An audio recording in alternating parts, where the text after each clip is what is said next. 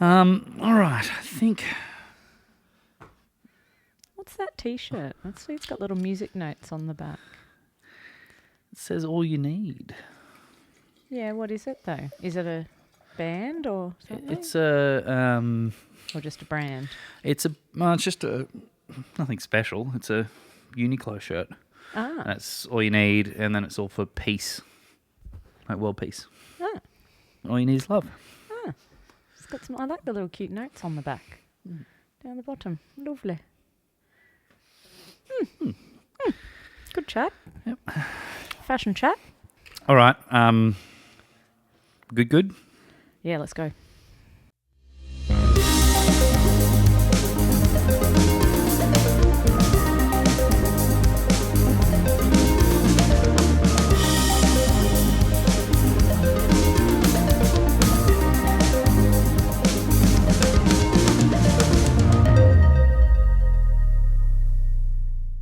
Welcome back, folks. Skip the Beat, a podcast loosely based on music. If this is your first time, a very big welcome to you. My name is Matt, and before I say anything further, I am joined every episode by the other half of the podcast. Katie, how are you? I'm good, thanks. I think this might be officially, aside from when we do cheeky daytime records, this is the earliest we've ever started recording this podcast. Yeah, it's before 10 p.m. Yeah. I'm stoked. Yeah, which means editing will be in bed by 2 a.m. instead of 4. Yeah, there's a fair chance I'm not going to be awake all night tonight, which is brilliant because I'm driving to Toowoomba for work tomorrow, so that'll be good. Okay, meeting in the T-bar. Meeting in the T-bar. We've seen each other quite a bit the last week too as well. We've had quite a bit on. Yeah, since the last pod record, we have done, I reckon, more things socially together than we have in a really long time. And Plenty it was of only events. over 2 days. Plus the Reds, so that was the Oh, third. yes, that was the S. Yep, that's right. Had 3 social things we've done together. Since the last recording. I'm glad they were as memorable for you as they were for me. What, the Reds versus the Lions? Yeah. What a great game. Yes, no, I've been good. Do you want me to tell you my biggest news? I think so. I've been waiting for this for a long time because we had the podcast and then I was went flying away. Yeah, so basically after the last record, I was flying away to Darwin for a week to go to a wedding, and it was. This isn't the bit you're waiting for, but this is just You're filling everyone else in. Yeah, it's just telling people about my life. It was the best, I reckon, the best wedding I've ever been to, because it was a week. No, I'm sorry. I mean, your wedding was great. I loved your wedding. I actually particularly loved the day of your wedding, which I don't know if we've talked about much, but it might come up down the track.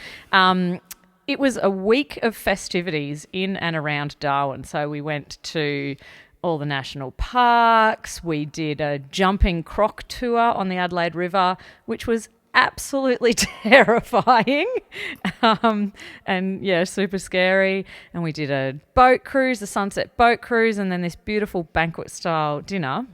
But the low light of the week for me was that on day 2 I was being super healthy and active and outdoorsy, and I was going for a trail run, and I was running, and then the next thing I knew I was on my face.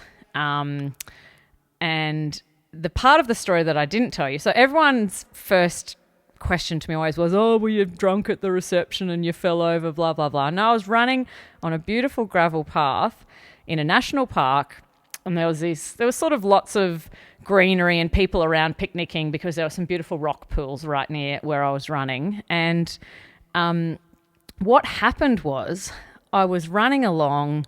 I had my headphones in, sunnies on, just minding my own business, tripped over nothing, absolutely minced my ankle. And as I'm flat and sort of made one of those like noises as I was on the ground because it hurt like a mofo.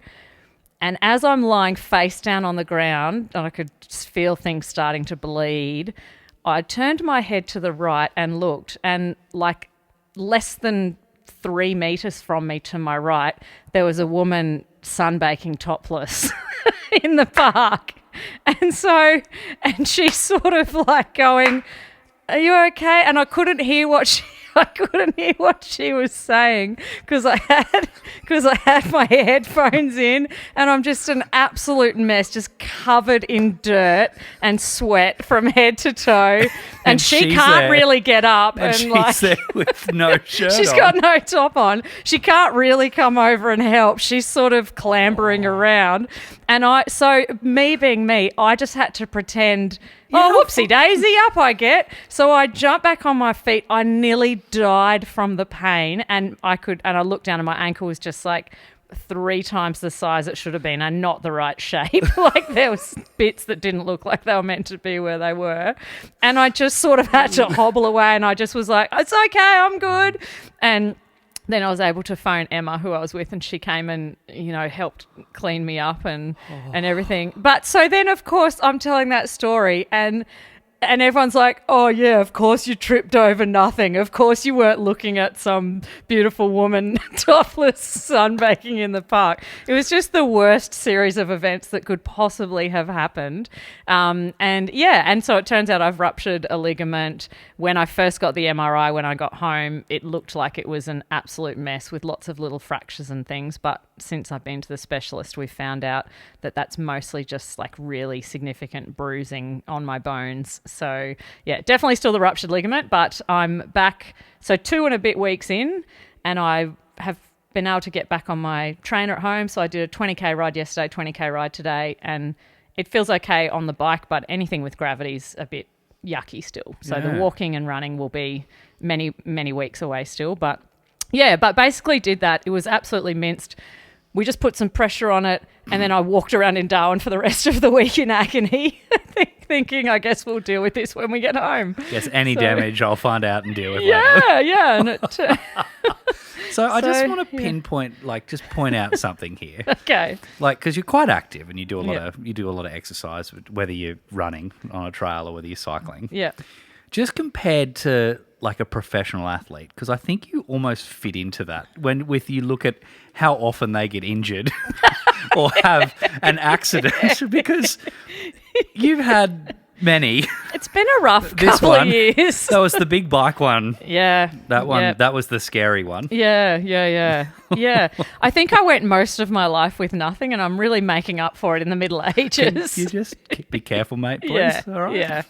I think I was like not even 3 weeks into my return to run program from my last injury. So yeah, so it's pretty shit. I'm not going to lie, but when I first got the MRI, my GP just lost her mind and completely reacted reading the results and thought that I had done a whole heap of things. And I have, it's pretty munted, but it's also a fairly normal injury in inverted commas. Yep. So you didn't break any bones, just a few little fractures? Well, they're saying that the microfracturing is a different thing. They're still saying there might be a little fracture on my fibula, but nothing that they believe it will all find its way back together. Okay.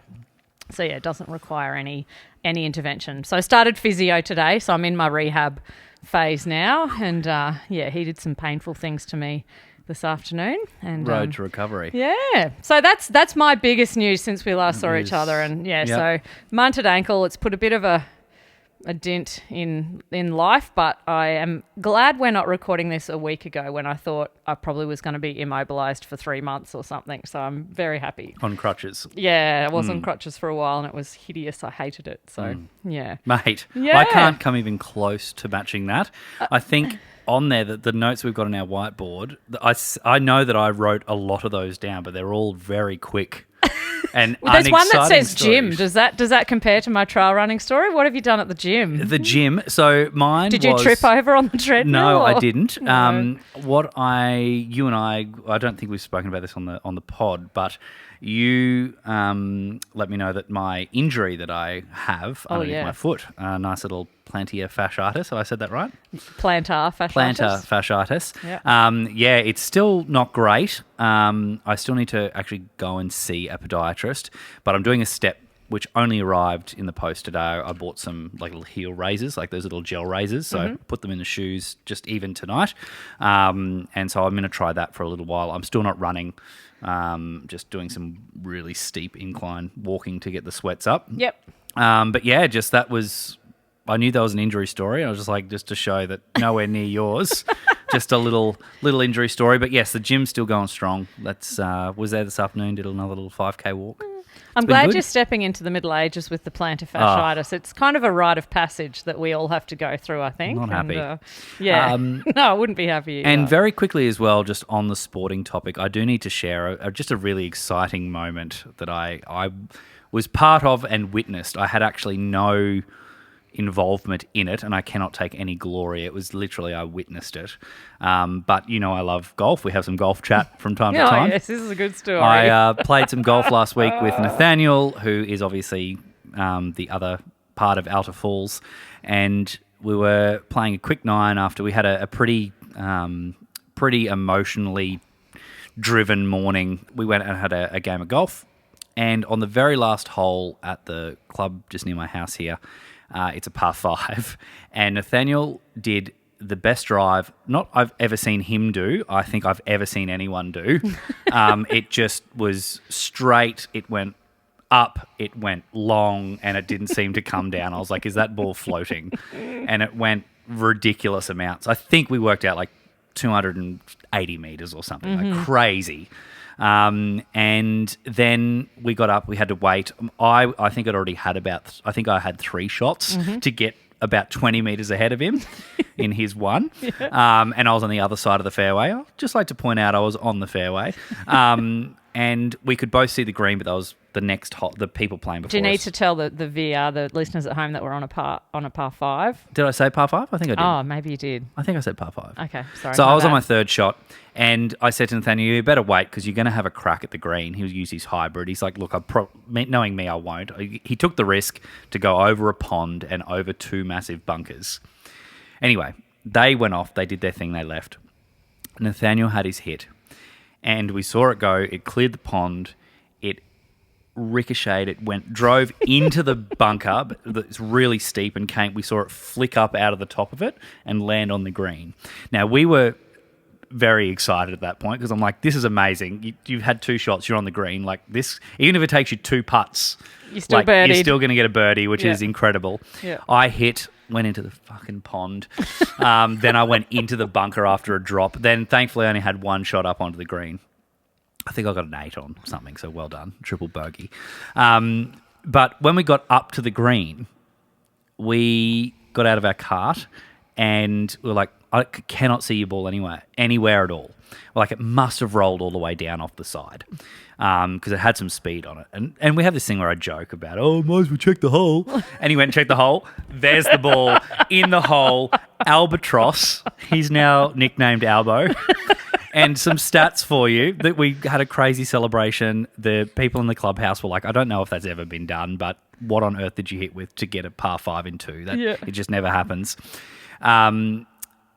Absolute miracle. For a professional golfer, apparently the stats are 1 in 6 million to get an albatross. An albatross, yeah. And it's far easier to get, like it's 1 in 12,000 or something for a hole-in-one and a par 3. Yeah. So then it's 1 in 6 million for a albatross. For an amateur golfer, 1 in 12 million, which he is. What are the chances of winning lotto? I don't know. Is it 1 in 12 million? I don't know if they're better or worse Take a than ticket. that. That is wild. Yeah, so that was just the best thing I've ever witnessed, and so good that I was able to at least be there to be like, yep, it 100% happened. That is because can you imagine if you're playing by yourself? Like, sure, mate. Yeah, like you just never. Yeah. So yeah, that was golf. Skip the beat. A podcast loosely based on sport again. Yeah, golf chat. I also wanted to jump back. I should have done this right at the beginning, but your Darwin. It was important to talk about that. I wanted to just offer a really quick apology for our last episode. We finally, after many, many times of brushing it, spoke about your. You wanted to talk about the music reality TV shows. Yep. And we spoke about like what I would do, like when I had the potential to go on The Voice. Yep. And I did, and I turned it down. This is funny. I think I know what you're going to say. I was talking. Remember, we were just casually talking about who I would pick when they turned around. And the apology is just making the absolute assumption that all 4 would turn for me. That you would get to choose which one. I would get to choose, that I would have pick, let alone none could turn or just one. It was more so the confidence was... I just realised when we were editing, I'm like, hang on a minute. Yeah. Let's just assuming all four turned. You definitely had the confidence of a middle-aged white man when you I made did. that, when you made It's that call. strong. Yeah. I was like, I'm going to drive my ute to the audition. Yes. And of course all four judges would Will turn for me. Of course. So an apology just for being a little bit cocky there. Accidental cockiness. Oh, so good. A few other little quick things while we're on this. Are you right if I just keep flying through these? Power on. I want to say more when you're done. I'm very sorry to have heard this week, but my in-laws have rebooked a trip to... They're over in WA at the moment. They had to make the call yesterday. The weather over there is disgusting. They have never been to Rottnest Island and they had to cancel it. Oh, no. The ferry it was too risky. It would have been too rocky. Oh, I can't imagine doing that trip. And they showed me the forecast today, like the bomb, and it's just like this little circular storm just going like between Perth and Rottnest. Like, good call. Yeah. But the reason I wanted to bring it up is we've been to Rottnest a little bit earlier this year, and it was by far you couldn't fault it. It was perfection. It was one of the best things we've ever done together. It was so fun. Speaking of quokkas, I saw some quokkas last weekend. I went to Australia Zoo for the first time ever in my life. Skippy Annie and my sister Annie and I went. Annie had booked this thing. I don't know if you know this about Annie. She's absolutely obsessed with wombats. Did you know that about her? No. Like, sometimes when we're talking about wombats, she looks like she's about to start crying. Like, she's just loves them so much. If this is your love of hippos, is she greater than my above? love of hippos. Okay, Yeah. okay. Yeah. That's a big love. Yeah. And so we found out, she found out there was this thing you could do at Australia Zoo. So you pay extra and you get a private private time. That sounds a bit... With a wombat. Yeah, you get a little private session with a wombat and its handler. Okay. So it was just it was the two of us plus four other people, so a really small group, and they take you into this special little enclosure with the handlers, and there's a little wombat there in its harness with its lead on, and they walk in. Did she lose her mind? Lost her mind. Just loved it. She went a little bit mute because I think she was a bit overwhelmed. But we got to squat down, just the two of us, like two at a time, squat down and pat it and touch its big hard bum. Rump. And and Amazing. it was just the sweetest, coolest thing to do. And so she can die dead now. Like, she's happy. That's like Please life don't. goal. Yeah, I just, mean, don't done. Please, don't do done. But so stoked. And I was absolutely shocked at how much I loved Australia Zoo. It's great. We had the best day, even though, and I walked around on my munted ankle all day. But there was quokkas there too, which was really cool, which made me, remember how awesome that time was at Rottnest. But just a super cool day. But a private wombat tour. Can recommend anyone who's doing it. It all happened sort of super quick. The wombat basically has a bowl of food, and they said that's the only way to keep her here. Her name was Ellie. That's the only way to keep Ellie here. As soon as Ellie finishes her food, she'll just be like, check yourself. Got to go back to my burrow. Off I go. Middle of a she log. did. She just went wandering off in the other direction. So she wasn't as thrilled to see us as we were to see her, but she did very happily. And really weirdly, when the first two people squatted down, so she's in her bowl eating her food, and you have a photographer with you, so we got professional photos of it all as well, which is awesome. When she went to take the first photo, Ellie put her head up from the bowl and almost smiled for the camera. It was the weirdest, cutest thing I've ever seen in my life. Trained her well. Yeah, so she's a little pro. So that was super cool. Had lunch with one of the Irwins? No, we didn't get one of the Irwins, but we got Bindy's husband, Chandler. Chandler did the croc show? Yeah, Chandler did the show. And that was super cool too. Very cool, We loved that show. Yeah. Yeah, I was super surprised. They run a tight ship. Yeah. I went a couple of years ago with the kids. Yeah. And absolutely loved it. Yeah. We didn't get the Irwins. We did see, as we were driving in, Robert was there on his motorbike near the entrance, gave us a wave. So the kids got to wave to him. Yeah. But that was that was it. Yeah. But it wasn't, there wasn't Irwin in the, can't remember now who ran the thing. In the Crocoseum. The Crocoseum. But it was very, very good. So super for our cool. non-Australian listeners, Australia Zoo, if you aren't aware, is the zoo that has been founded and set up by the Irwins. So you will know the crocodile hunter Steve Irwin. Yeah. Who has probably been gone about 2006, 19 years, far out. Yeah, unbelievable. Everyone knows where they were. I was at Macca's. I was don't- working. I don't know where I was, so I guess everyone doesn't know where they were. This is one of those things, you know where you were, like those big key moments. Yeah, just- I'm just saying it wasn't for me. Okay. I don't remember where I was at all. Isn't that weird? Yeah. Other outings, we went to the Reds. We did. The British and Irish Lions in town. They have been for quite a few weeks now, and they've got a couple of weeks to go. They played a couple of friendlies with the local states rugby clubs that are here. Now, I'm a Queensland Reds member. I do love my rugby. It is the time that I get to spend with my wife, Jen, my father-in-law, Dave. He got me into rugby. I kind of had no choice when I met Jen, and I love it. But yeah, they played a friendly at Suncorp Stadium. It was close to sold out. Really good. Reds put in a great first 20 minutes. Mm-hmm. Thought this could be interesting, and then we're just like, no, just wait. They got pasted. Just wait, and then just the British and Irish Lions ran absolute rings around us. Yeah. But it was good. We got out. We got there. Got to see some live sport. Yeah. Got to game see of some footy. ridiculously huge humans just... We did. We got Bang. to see some brick walls in action. Yeah. It was quite something. I think have we coughed? Albo, that's- we've done. yeah, You had a yeah, little bit yeah. of feedback, I think. No, that was you that said you had feedback. I've got some. Did I have feedback? Did I? Oh, No, I think no, that that was- was me. That was me. It was a little chat I had with Skippy Joy this week. She'd hate that. She would hate Does she that. listen to the pod? Is she a Skippy? She's. I think she's a lapsed Skippy.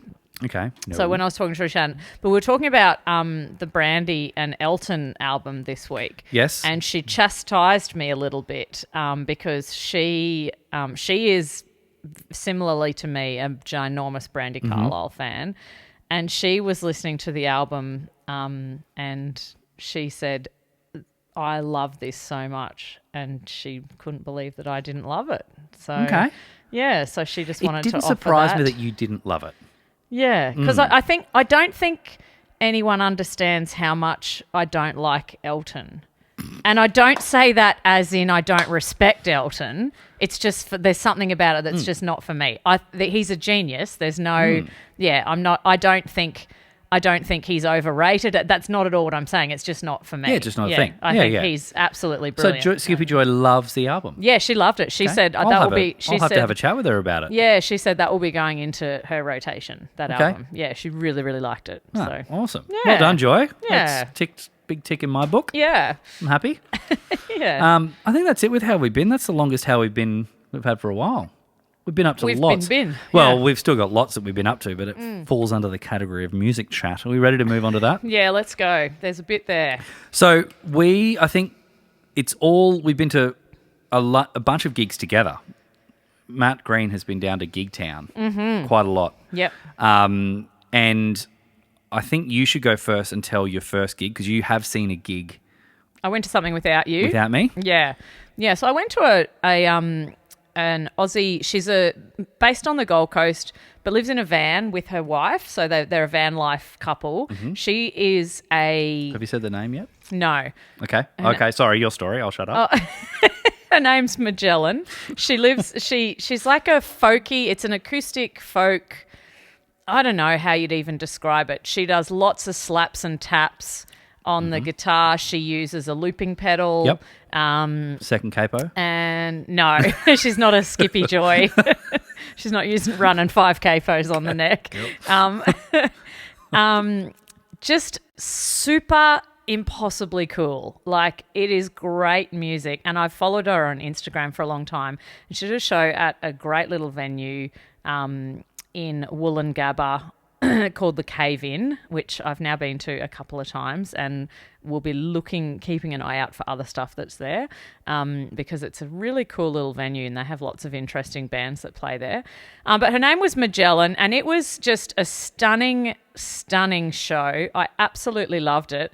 I believe she went to the Conservatorium of Music for guitar. I need to do a bit more background on her, but she had an artist supporting her called Nicolene Martin, who was like a jazz, soul, funk sort of keyboard. He played also a little bit of guitar, but just a brilliant keyboardist as well. Rocks up to the gig. He's the support. No sustain pedal on. It just your worst nightmare. Didn't have a sustain pedal and just was like, I'm just going to have to make this work because it's not working. So it was just so brilliant what he got it working. Yeah, what he was able to achieve without a pedal. Worst nightmare. And then, I said to everyone at my table, Matt just wouldn't play. It'd be the end of the night. He just, or Matt would, you'd be on Marketplace. Exactly. I mean, we've seen it happen before. You have had this issue at a gig before and you found one at the end of the day. Fucking $8,000 for a pedal. Yeah. Yeah. But the thing that happened that just absolutely blew me away, and again would be your worst nightmare, was at the end of the night, she also had another guy who just played like 2 or 3 songs between Nick Elaine and her set. And his name was, I just wrote it down because I hadn't heard of him either. His name was Tom Coombs, a brilliant guitarist. So he just did instrumental songs. So he didn't sing. Brilliant. Just defining instrumental for you in case you didn't know what I meant. Didn't sing. Yep. Yeah, didn't sing. And at the end, Magellan's like, do you two want to come up and just have a jam with me? Like, just unbelievable musicians. I can't describe how good they were at their craft. And so they went up and Nick Elaine sits down at the piano and is like just trying to find a groove that they could all sort of join in on. And he sort of found this sort of cool groove. And then these two just start shredding on their acoustic guitars, like just unbelievable. And next minute, the keyboard stand collapses and just bang, the keyboard just falls to the ground and everyone's like, oh my God. And then the two on the guitars just keep on playing the groove. Nick Elaine's running around.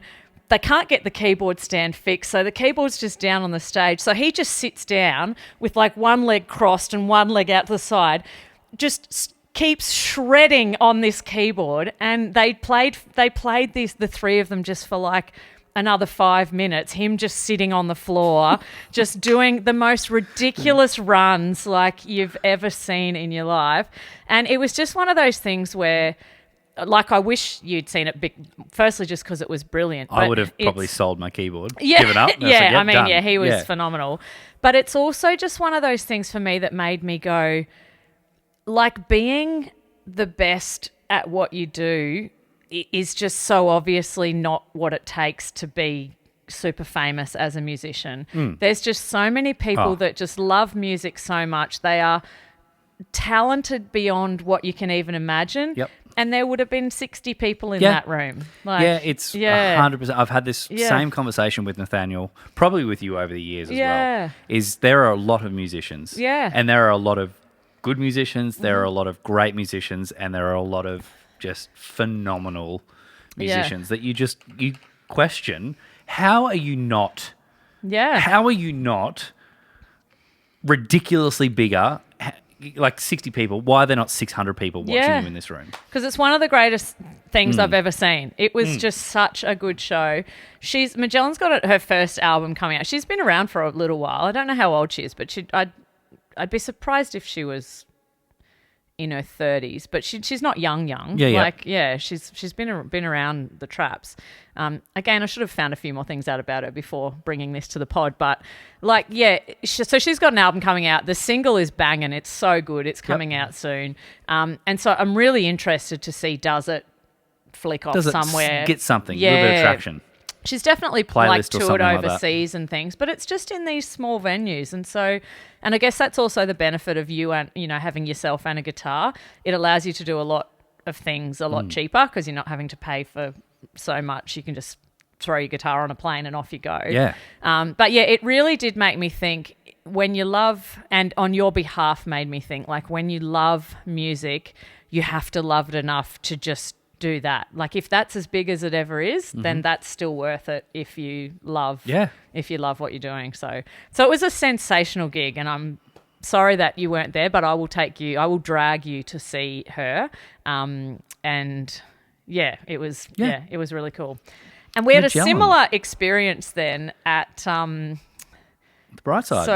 So the gig we went to at the Bright Side, which we can talk about. And so thank you to Skippy Nick for going camping. Yes. Because I got a free ticket. This was one that I got a call up a couple of days early. Yeah. And I said, yeah, I can make it work on a Sunday afternoon. Didn't know I'd be having a cheeky Sunday session with 5 or 6 beers. Yep. But did done. Yep, did done do. Bright Side. First time I've been in that venue where the sound has been phenomenal. Yeah. And Matt was worried because he's been to quite a few some bands stuff there. Yeah. Even bands that I absolutely love. Yep. And I've walked away going, that sound was just awful. Yep. Like just the room, the acoustics, whatnot. Nothing against the players. Yeah. But yeah, it was spot on. Spot on all afternoon. Yeah. So yeah, you probably best to tell the story how you came around to find Jenny Mitchell, because that's a really cool story. Yeah, so we were just I can't remember if I said it in the pod, so I talked about going to Casey Chambers, and Jenny Mitchell, she's a New Zealand... Not Joni Mitchell. Yeah, I wish.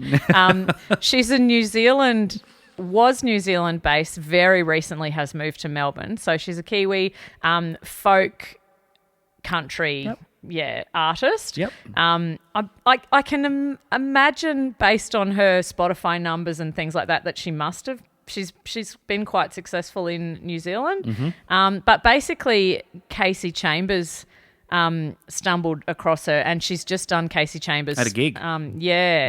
She's just done Casey Chambers full 33 date Australian tour as her support act, and so I saw her at that gig, and by the end of her set, Emma, who I was at the gig with, we were like, well, we've got to get tickets to her show. She said, I'm playing at the Bright Side in a month. Come along if you like.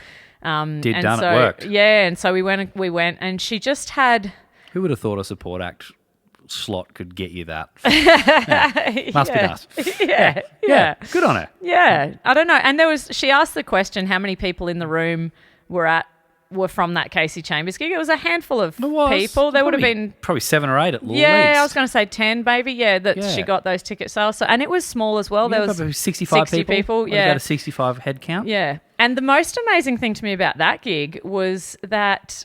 So her band, she had herself, she had a double bass / bass player. Mm-hmm. She had a mandolin. He played mando plus a bit of electric guitar. Again, Skippy Joy's dream. Would have loved it. Absolutely would have loved it. And she had an acoustic guitarist with her, which was Dingo. And Dingo also plays in Casey Chambers' band and is her partner. And Dingo was also a support act for Jenny Mitchell. So it was this big sort of thing that was happening. But the thing that amazed me was you've got Dingo playing in her band. He's tours all over the world with Casey Chambers and does his own music, and his set was beautiful. He's brilliant. And she had the mandolin player from Brad Cox's band playing with her, whose name I forget now. I don't know if you recall his name. No, I don't. Let's move on. Yeah. So she had, and the double bass player also very renowned in country music circles. Yeah, and Dingo knew him for ages. Yeah. So, just the three of them in their own right, but together, just world-class musicians. Yeah, absolutely world-class. Professional as you can get. Playing for 60 people at, the tickets were between $30 and $40, I cannot remember. And we just had just turned to each other over and over again asking the questions, how's anyone making money here? Yeah. How is this happening? Yeah. How is Jenny making money? Yeah. And also how is she, if she is, how on earth is she paying she's paying her musicians? band and her support acts. And it's, I had a really good, this is probably a discussion for a whole other time, but I had a consultation with a particular management consultant yesterday. Yep. That was... I asked a lot of questions, got a lot of valuable stuff out, and just in relation to, support acts and things like that and how much pay, whatnot. So it even makes it even more like that. The answers I got from that make it even more like how on earth... How is that happening? If you've got 60 people buy, let's say, a $40 ticket, that's still $2,000 worth of tickets. Yeah. How... Yeah. How are you paying? Because there was not only the band, but as you said, Dingo supported. Yep. And then there was also a local Brisbane artist, Stell. Yep. Who I presume was just doing that date. I presume believe she's going to get a local... she opened. Yeah. She opened for another amazing Australian artist, Alexia, the night before. Yeah. That I really wanted to go to, but we had the Preachers, which we'll get to. Yeah. Just music everywhere. Yeah. But Stell, who, solo musician. acoustic guitar, kind of folky. Yep. So again, I'm assuming she would have had to get paid something. Yeah. But when you're thinking of that and what it costs to put on a gig, like even $100, like that's... Yeah. I don't know. I just don't know. I don't know Katie, either. I don't know. I do not know. Joy, Stop asking me because Joy, I do not know. I don't know.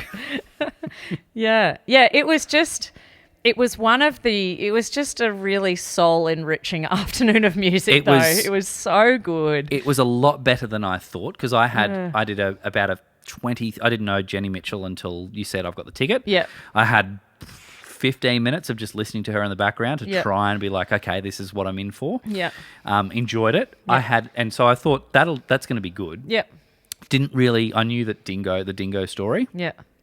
Didn't think that he'd be playing with her. Yeah. So her set, just watching that amount of talent. Yeah. And just watching them enjoy doing it. And just the harmonies, like the singing was just so good. Everything just in the pocket. It was just an absolute delight. Yeah, it was amazing. Yeah. So that was Jenny Mitchell. We saw them at the Bright Side in Brisbane. Yeah. Supported by Dingo and Stell. Now, Stell, Stelle. If you wanted to check anyone out. Dingo, I think you just type in Dingo Music. Dingo Music, you'll find him. You'll find him. Yeah. If you're into kind of that folky, well, Dingo's a little bit more kind of blues, rootsy country. Yeah. A little bit more country since he joined Casey's band. Since he hooked up with Casey. Yes. He said it's like a disease. It just sort of, he can't. The cunts once muse you've can caught do that it. to you. It can. So that was our Sunday afternoon session. Yeah. And then Saturday night, this is a gig we've been waiting for a while. It has been because it was a band, an amazing Australian band that had been around for probably 10 to 15, at least 10 years, about 15 years, probably a little bit longer. I came across them probably about 15 years ago, a band called The Preachers. Now, that's not spelt the way you think. It's like creatures, so Preatures, The Preachers. When you ask Spotify or Google or Siri to play The Preachers, you've got to say Preatures for them to understand because there is a band so you called don't get Preachers. Gospel music.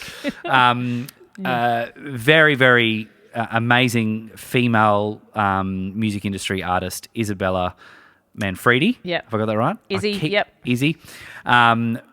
I think it's pronounced Manfredi or Manfredi. I think Manfredi. Freddie? Yeah. Something. Yeah, it's spelled Manfredi. Amazing. They took a break, or they quit, they broke up a number of years ago, and they're always a band that I wish I saw and never did, and I thought, I'm never going to see them. Mm-hmm. Was I the person that got you onto them?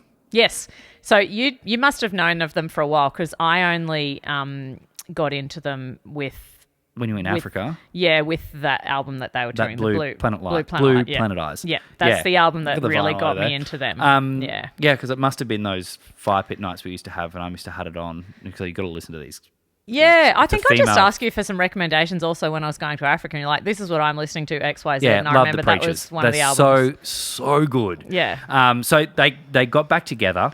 Yeah. And they're doing it's basically every show is sold out on this tour. It's incredible, as it should be, because they are absolutely mint. Yeah. They played at a venue in Brisbane called the Princess Theatre, which is about 900 people, sold out. The biggest struggle was it was all general admission, standing room. I wasn't sure. I thought I was going to be sitting on the floor in a corner. There is a mezzanine level that has seats. Mm-hmm. And we didn't know until we got there. We caught up. We were, Jen and the kids actually had a pizza and movie night, so they were out anyway. So I thought, look, we can go get dinner, have a catch up. Yep. Been very social, you and I. We did. We had golf chat. We had just a bunch of stuff. But we lined up just before doors open. Mm-hmm. So we got in early and we went upstairs to the mezzanine level. Yep. And the very front row, like just think of a really long church pew. Yep. It's just like not individual, like the rest of behind you is like cinema like theatre type. Seating. Yeah. But this is just like comfy, cushioned pew with a little drinks thing in front of you, like a bar, and then just uninterrupted view. And it's not it's only 900 people, so it's a decent sized theatre, but not massive. Yeah. So you can still see facial expressions and everything of everyone on the stage. Yeah, well and truly close enough. No and need you for just screens. up that little bit high. Absolutely perfect. Yep. Best possible outcome for your foot, for but my also for you and foot. I, who are in that, well, I'm getting close to 40. It was. It's hard to stand up all night at gigs. It's a good thing I want a career in this, isn't it? Yes. Yeah. Best possible. I was so happy we Yep. got to see the two support acts, which we'll get to, then the preachers sitting Yep. down, enjoying some drinks. Yep. It was amazing. Can I tell a story about when we were lining up to go into the venue? Sure. Just a quick story of what happened. So we went for dinner. It was lovely. And then we thought, let's go and line up in the hopes that we'd be able to get that primo seating. Well, what, maybe 20 people back? Yeah, like it was, doors were opening in 10 minutes. Yeah, there was not many people in front of us. We were eating at And a place right next door. Yep. And so we're just standing in line. And next minute, this guy who I've never seen before in my life comes strolling up to us and looks at us and goes, Matt Green, are you from Alta Falls? And so Matt had a full-on celebrity moment in the line. That's a very strong term. This guy who, we definitely don't know, but he had found these guys on Instagram and he had just been to their Brisbane show a couple of weeks ago. Thank goodness I did remember him because he bought a VIP ticket. Yeah. And we did and I remember having a conversation with him.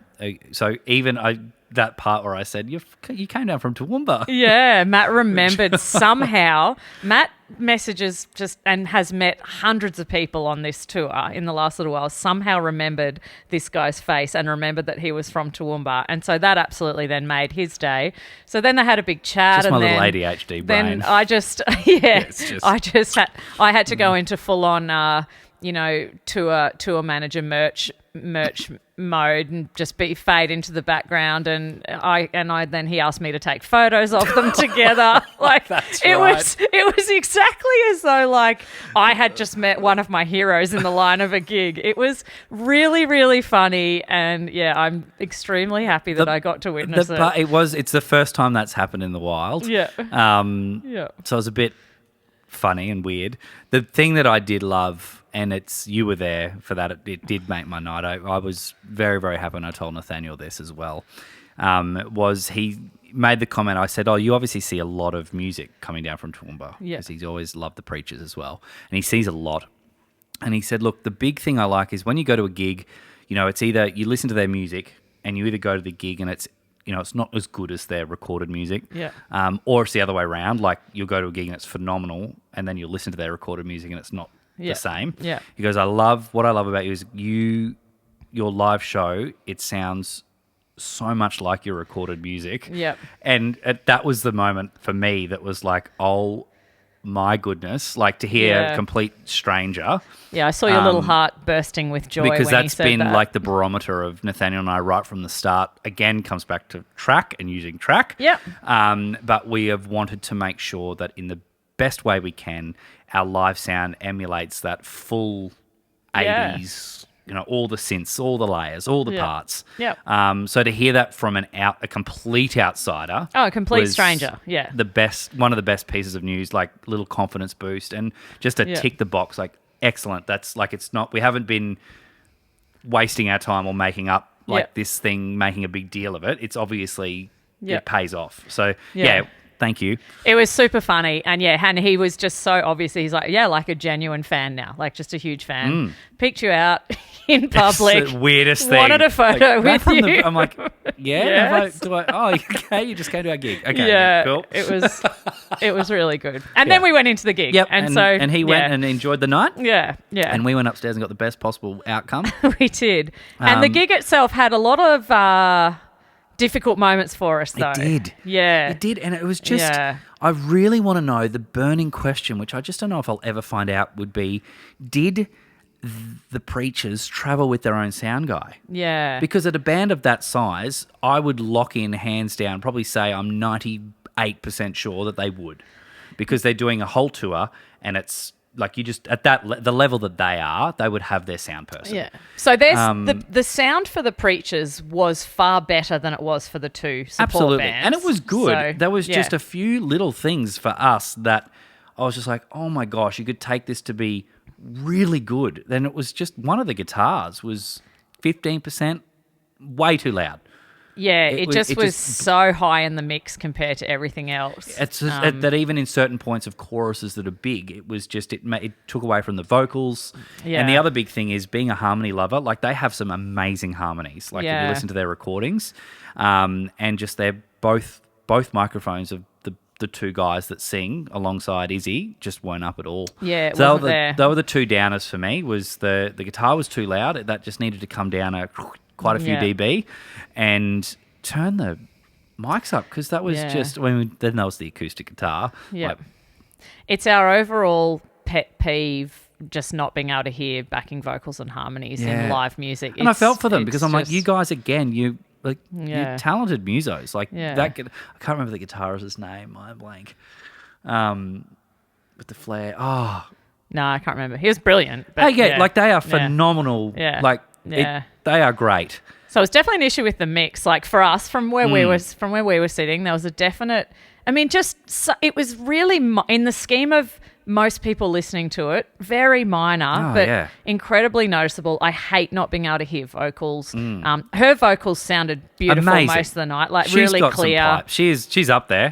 She's right up there. She's right up there. Australian female vocalist. She's up. Yeah, she's killer pipes, like killer pipes. But yeah, then when the second guitarist, when they brought out an acoustic guitar for one song, we just sort of had to laugh because you just couldn't hear it. There's zero. It heard zero strings. Yeah, zero anything, and playing the same voicings as the electric guitar. Like it was just I was like, you're taking that on tour. That was super interesting. The other interesting sound thing that happened in their set was that there was something wrong with whatever effect they had on. Just a gated mic. So when you're talking, it just kind of... It just kept cutting out. Like this. So if I'm talking and then all of a sudden... I'm back and thank you, Brisbane, for coming tonight. Yeah, it was definitely gated to certain frequencies, and it meant that when she was talking between songs, like they took most of the effect off, so it sounded like a talking voice. But yeah, just reverbs and delays and stuff were gone. They were gone, so they did the right thing there. But there was something weird about some frequencies that they'd gated in her voice, and it was. I found it really annoying. Yeah, because you're like, I want to hear your stories. Yeah. Like you've been on, like you've split up your back. You could sort of understand them, but you had to concentrate so hard to understand them. And it sort of made it sometimes seem like she didn't know how to tell a story. Like I feel like it made it seem like she wasn't very good at stringing her words together, which was a little bit disappointing. And again, maybe something only we noticed. I'm not sure. Overall, though, it was great. Like they have some killer songs. It was the crowd got good. into it. The crowd. The only other thing that really annoyed me about the crowd was when she went to her keyboard and played those few kind of more mellow, stripped back, laid back songs. Yeah, so much talking. I'm like, guys, are you not hearing her voice and just the.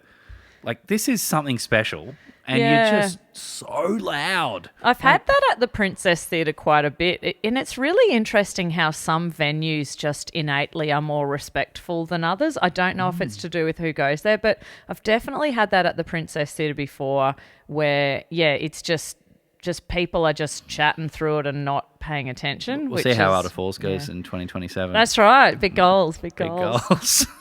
Just got a three times our ticket sales. Easy. Not even 2.8 times. Bam. The support acts for the Preachers, I thought they were both excellent. Great, really good. Yeah. Both Adelaide bands. One that I actually have wanted to see for a long time, the Tullamarines.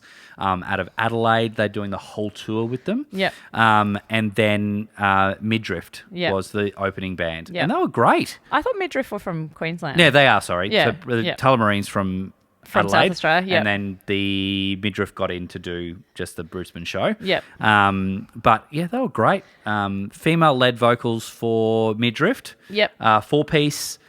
Really good. Yep. They got the crowd going. She had killer voice. Yeah, they had good energy. Great energy. The Tullamarines. Really good energy. Only thing frustrated us was the first 2 songs, maybe the 3 songs. Yeah. It's hard to say the lead singer because they all share songs and they all. Yeah. But the front guy of the Tullamarines, the lead guitarist, was just the guitar was not even in the mix.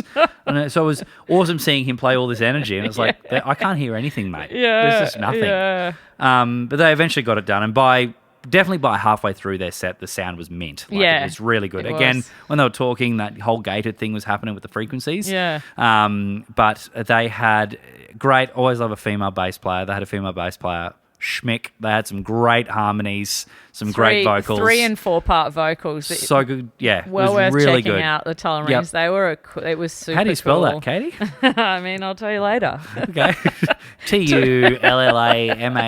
LLAR. Katie was trying to find them on Spotify, and she's like getting frustrated they're not showing up. I'm like, mate, you've got about 3 extra M's and 4 R's in there. It's just Tullamarine. Yeah. Turns out it's quite easy. But yes, it was a good night. Yeah. It was a really good night. Late night, but good night. Yeah, it's been another gig palooza between pods for me, and I've got a few more things coming up this week as well. So yeah, artists, everyone to check out if you're not listening. We'll start at the top. Obviously, you've got Casey Chambers, who was very loosely connected. Yes. You've got Dingo. You've got Dingo Music. Jenny Mitchell. Yep. You've got Stell. Yep. You've got the Preachers, Preatures. Yep. You've got the Tullamarines, and you've got Midrift. And you've got Magellan. And Magellan. Yeah. Absolutely. Music chat done. Oof, so much music chat. Mate, should we go to bigger and better things? We should.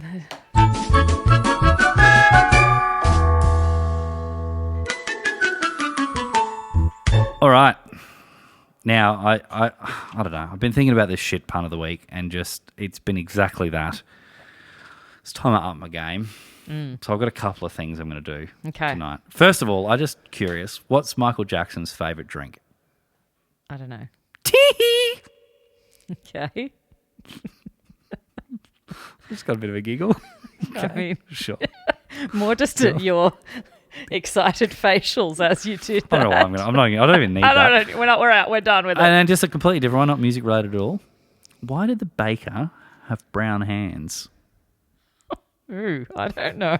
He needed a poo. Oh dear. That's terrible.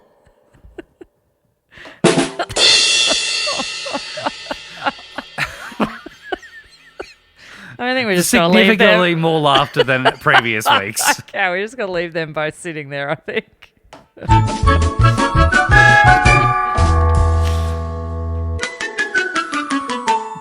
The baker certainly had something sitting there. I liked the Michael Jackson one. I thought it was great. Tee.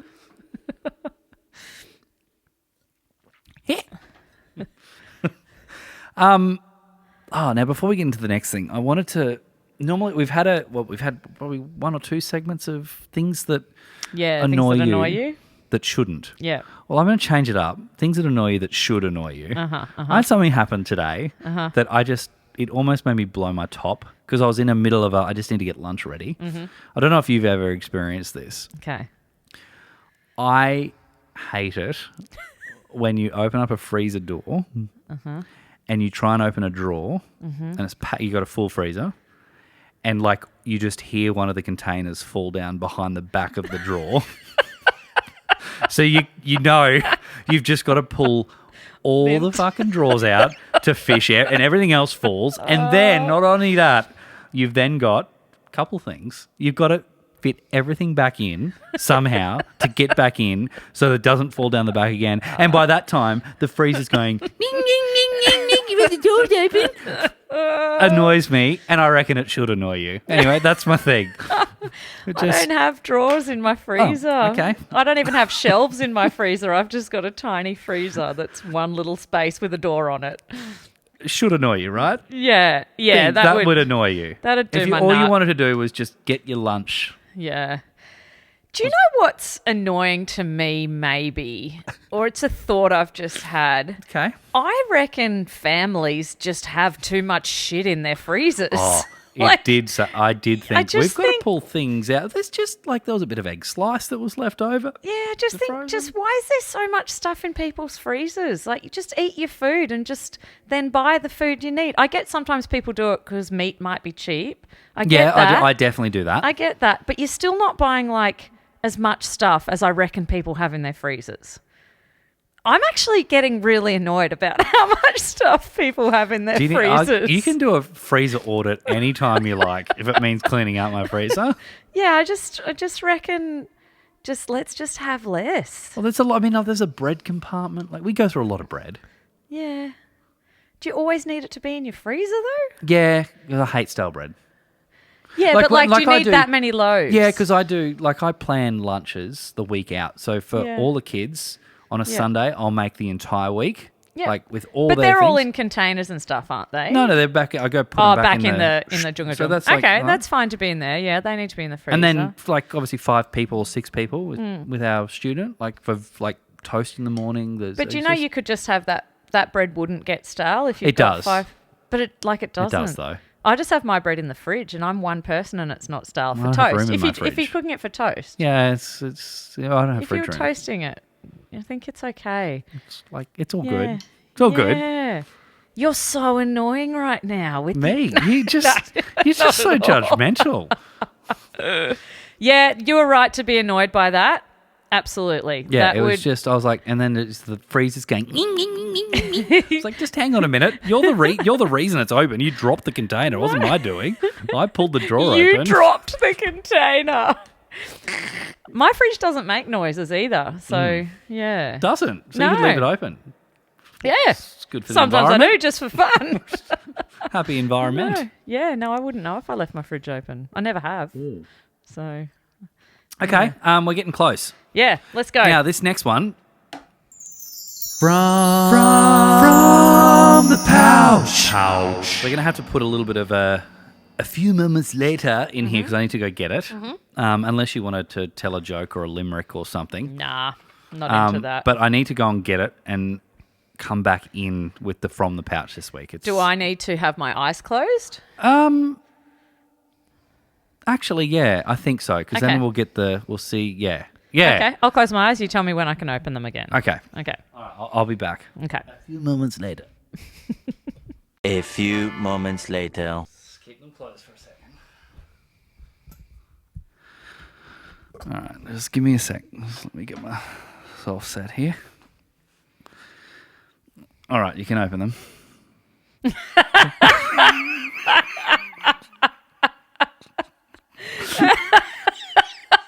How did you find them? Oh, show me The most uncomfortable. I'm already over being in them. Hang on.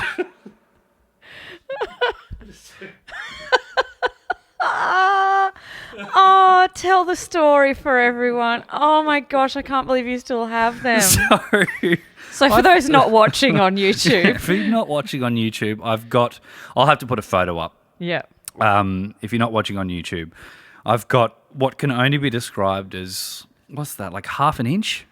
Or more. Yeah. Yeah, maybe just over half an inch. Yeah. Thick, really thick, solid rubber thongs, pluggers, whatever you want to call them, flip-flops. Yep. They're not flip-flops. They don't flip or flop. They are. No, they're very solid. And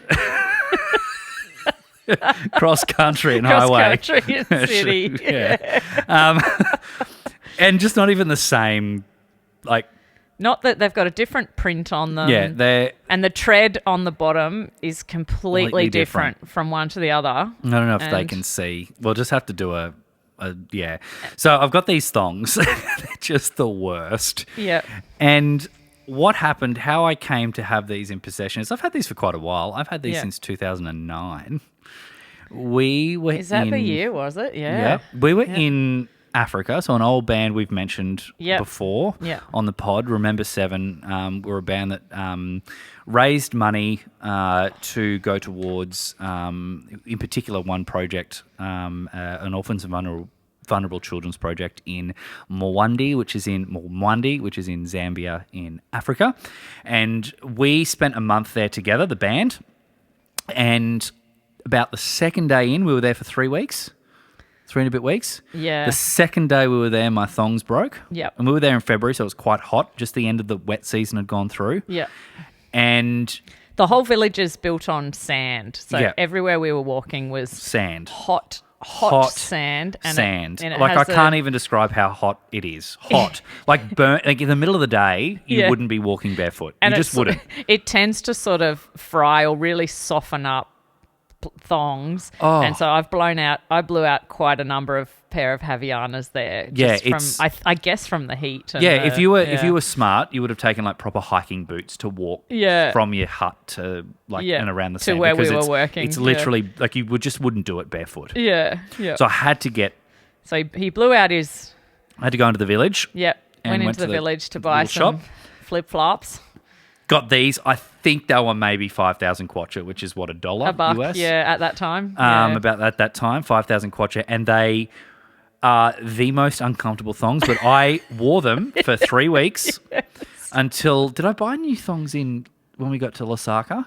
I don't remember. Or did I just wear shoes and just bring them home? Yeah, I mean, you obviously I probably bought them just home. wore They're shoes. here. Yeah. But I thought I can never throw these bad boys out. Yeah. And I did a little bit of a shoe clean out a couple of weeks ago. And they were covered in dust at the back of my wardrobe. Did you just die when you saw them? Yeah, I thought I have to do these as a from the pouch. Oh, It's my since our goodness. last pod, because if I found them, it would have been last Yeah, times yeah, from the yeah. pouch. And I thought I need to just walk in. I didn't know how to do it. And I thought I've just got to. I can't have you see them because that'll ruin it. I just need you to see them. But that is my from the pouch. The time we went to Africa, my thongs blew out, and I bought 2 completely different thongs. Sold as a pair, but one belongs on a cross-country shoe and one belongs on a highway city shoe. in a city. Yeah, Yeah. completely different. Just like completely. And they just don't, like, I'm trying to bend trying to bend the thong, and it just doesn't happen. They're like bricks. Oh, man, that trip. Yeah. There we go. So That's amazing. That's Matt Green. Gosh. so I'll just put them on. I can't even get my fat toes in them. I'll just wear them for the rest of the ep. City and cross country. That's my from the pouch. Oh. I had a little from the pouch feedback I needed to throw in here, and I've been meaning to do this for ages and I keep forgetting. So Skippy Annie was doing she got a bit behind. This is a while ago now. She's got a bit behind, and so she was listening to some back episodes and she just wanted to offer some feedback. So there was an episode where I did a from the pouch about the time that you and Toby customised my bike for me, and I referred to it as the best present that I've ever been given. And Skippy Annie, who is my sister, just wanted to remind me that she took me to Denmark for my 30th birthday to the original Legoland, and we stayed in a Lego hotel. I remember. We stayed in the Lego hotel in a Lego themed room with Lego themed, and it was like. And she just reminded me, Katie, that probably is the best gift present you've ever got. And she's not wrong. It was really rad. Just a bunch Can we have the best international present and the best local present? Yeah, sure. If we need to, we can. You can't top Denmark. You can't top- and the actual Legoland. Yeah, Because someone you who sent loves me Lego photos as much as I I don't know do. if Messenger was around in 1983 when you were 30. Yeah. Like you were sending me like printed out. What do you call them? You had your films developed. You were sending them to me by carrier I pigeon. was paying someone to do portraiture of everything as I went. Carrier pigeoning them to Brisbane, Australia. Yeah. Came by ship. Yeah. I got them on your 31st birthday. Yeah. All that. Yeah. But you were sending me photos. I don't know how, over email. I remember you sending me photos just because of your excitement. And you know my love of Lego. Yeah. It was just, I was like, Yeah. cool, great way to make me jealous. Yeah. So I do remember that. Yeah, That the particular Lego holiday Hotel you did. is just one of the greatest things. When we went down to the buffet and the fries were shaped like bricks of Lego, it was just unbelievable. And behind the check-in counter, they had just rows and rows and rows and rows of minifigs, and then they had, I don't know how they did it, but there was like a Lego person riding a bike, and the wheels of the bike were like magnifying glasses. So as it went in front of the minifigs, they got big and you could see what they were. It was just unbelievable. Best present of your life. Yeah. So Skippy Annie just thought, Oh, I'm more come than- on, Look, don't just be throwing out best present. I'll agree with Yeah. her. I'll agree with her. Yeah. It was great. Yeah. This one just takes the longest to get to you because it took months. Yeah. It was almost your best 31st present, to be honest. It was. That's that. That's from the pouch and from the pouch feedback. From the pouch. That's it. That's it. We've done it. What are we running? One every 3 weeks, I think, this year. Yeah, we'll step that up a get back bit. in. I Yeah, reckon we'll we'll get back get in. back to 2 weekly now because I've got a few things coming up that'll be fun to chat Yeah. about.